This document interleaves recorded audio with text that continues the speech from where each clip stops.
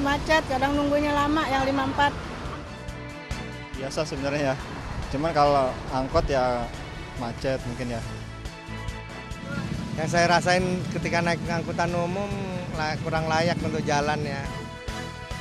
Yang saya rasakan biasanya penuh ya, panas dan sesak. Gubernur Joko Widodo menegaskan akan mengutamakan pembangunan transportasi umum daripada memperbanyak jalan tol. Berbagai rencana sudah di depan mata, di antaranya adalah pembangunan MRT, revitalisasi bus Transjakarta, peremajaan angkutan umum, dan membangun sistem transportasi terintegrasi dengan jalur sepeda dan pejalan kaki. Meskipun tidak semuanya bisa berjalan lancar. Rencana peremajaan angkutan umum menuai protes dari Ketua Organda DKI Jakarta. Penolakan itu secara langsung dilontarkan dalam rapat dengar pendapat bersama Badan Legislatif Daerah DPRD DKI Jakarta. Rencana pembangunan MRT mengundang antusiasme warga Jakarta. Kita semua tentu mengharapkan transportasi yang cepat, aman, dan nyaman. Jokowi pun sudah didesak berbagai pihak untuk memulai pembangunan MRT. Namun menurut Jokowi, rencana ini masih memerlukan banyak kajian. Ketika rapat membahas MRT bersama investor dan pejabat balai kota, Jokowi tiba-tiba keluar dari ruangan dan memilih untuk mengunjungi para demonstran di Cilincing. Saya yang akan bertanya terlebih dahulu. Pertama-tama Pak, saya ingin tahu nantinya standarisasi apa sih Pak untuk sistem transportasi di DKI Jakarta? Pembenahannya akan semacam apa? Ke depan kita semuanya pengennya terintegrasi ya.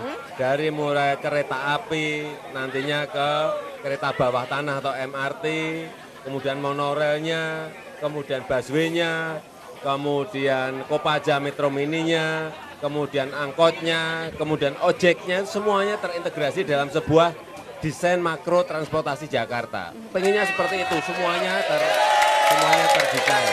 Oke, nah itu sendiri kan biayanya tentu berbeda-beda ya Pak, sangat variatif. Tetapi yang saya tahu nanti akan diimplementasikan satu tiket untuk berbagai jenis transportasi. Akan semacam apa Pak mekanismenya? Ya ini kan kalau terintegrasi dalam sebuah sistem, ini mestinya tiketnya hanya satu. Tiketnya hanya satu. Jadi orang dari naik kereta api, kemudian naik ke busway, dan naik ke monorail, naik ke kereta bawah tanah MRT, naik Kopaja itu semuanya tiketnya hanya satu. Nanti dengan sistem elektronik begitu? Kayak smart card yang elektronik ya. Dan ini seperti pulsa, mereka sudah mengisi sebelumnya. Pernah kita coba di daerah ya. Itu bisa dilaksanakan dan bukan hal yang sulit. Ini kira-kira bisa direalisasikan dalam masa waktu berapa lama? Kita kan ini masih memperbaiki, membenahi busway-nya ya. Busway itu masih ada 3 persoalan yang harus diselesaikan. Yang pertama jumlah busnya masih kurang. Ya. Kemudian yang kedua sterilisasi dari jalur itu juga harus dilakukan. Dan yang ketiga antar busway itu memang ada sebuah jalur yang bisa untuk salib. Itu juga harus ada. Ini kalau 3 ini bisa diselesaikan nanti busway-nya akan menjadi sebuah alternatif transportasi umum yang sempurna. Kemudian juga Kopaja Metro Mini. Kopaja Metro Mini yang kita cek di lapangan itu kan ya sudah 15 sampai 30 tahun nggak ganti-ganti kan. Mau bisnya itu saja. Yeah. Bukan banyak, hampir semuanya nggak ada speedometernya. Remnya juga kita cek juga seperti itu. Sehingga ini perlu diremajakan secara total. Ini juga harus dilakukan. Oke, baik. Nah, seperti saya katakan tadi, ini momennya, waktunya untuk warga bertanya. Jadi saya kasih kesempatan kepada sisi sebelah kanan terlebih dahulu. Siapa yang punya keluhan, siapa yang ingin bertanya? Oke, wajahnya sudah langsung ingin bertanya ini Ibu. Ibu siapa? Ibu Budi Irawati. Ibu Budi Irawati, silakan. Tepuk tangan untuk Pak Jokowi. Selalu meriah untuk Pak Jokowi, silakan Ibu. Saya pemakai jasa busway atau Transjakarta. Dengan ini saya mohon kepada Pak Jokowi untuk ditingkatkan atau diperbanyak ataupun ditambah transportasinya. Kedua, seperti tangga yang mau ke mobil itu saya rasa terlalu tinggi untuk saya yang umur 73. Jadi harus diselaraskan, ada agak pendek sedikit atau bagaimana lah. Nah, umur seperti saya ini ya Pak ya. Dan begitu juga saya minta kesejahteraan pun kalau ditambah untuk busway, mungkin anggotanya juga, supir dan kondekturnya diperhatikan. Oke. Ya. Ada masalah dengan cara menyetir sopir busway selama ini? Itu ada banyak. Maka mesti kalau masuk busway itu supirnya harus dites benar-benar. Oke.